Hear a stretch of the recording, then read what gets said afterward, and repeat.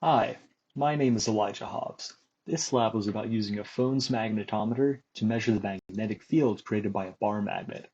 The main physics principle we'll be using in this lab is the general formula for the magnetic field of a dipole and the on-axis formula for the magnetic field of a dipole. From this law, we will get the on-axis and off-axis equations that we will use to calculate various magnetic fields relevant to this lab. We can use this principle to get the main result of this lab, which was to find n and mu, as well as creating a model of our experiment in VPython.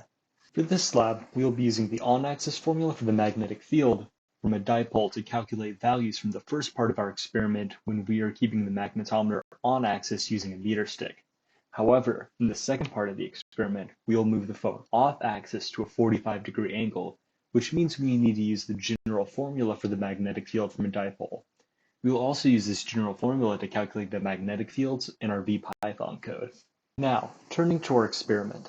First, we use a magnet, meter stick, and a magnetometer act to locate where the magnetometer sensor was located in our phone.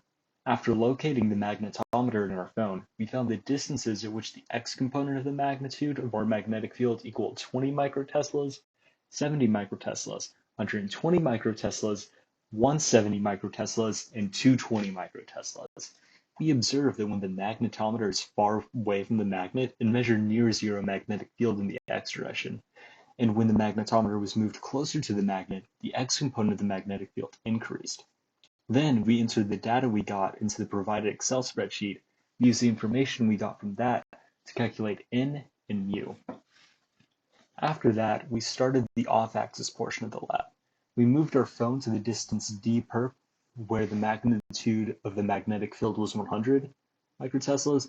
Then we moved the phone to the same distance d perp perpendicular to our original spot and recorded the x, y, and z components of the magnetic field.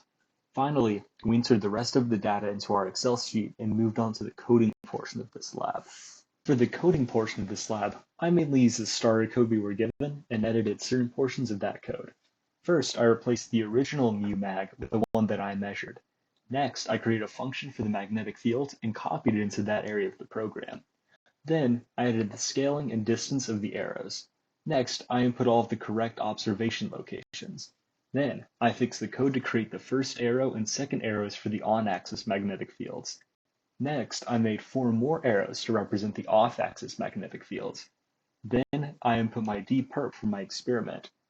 Next, I created an arrow to represent the magnetic field 45 degrees from the axis, which was the final step for my code. This is the completed model that my code generated.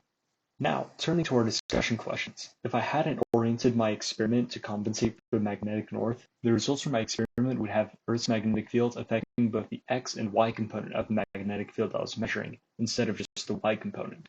If I knew the angle at which the ruler was in relation to the Earth's magnetic field, the results would still be usable with a little math work after the experiment, but otherwise my experiments would be very off from the true value since the Earth's magnetic field would heavily affect my results. If I stuck 2 magnets together end to end and ran the experiment again, I would expect our measurements for the magnetic field to be larger since we have added an additional magnet. One likely source of error for our experiment was that we did it inside at our lab table, which was surrounded by other electronic equipment and students using magnets. Additionally, while we tried our best to keep the phone steady while we were doing measurements, it's likely we moved it around a little bit, which would affect the accuracy of our results. Overall, this was a pretty fun experiment to do, and I'm very happy with the way that both my experiment and code turned out.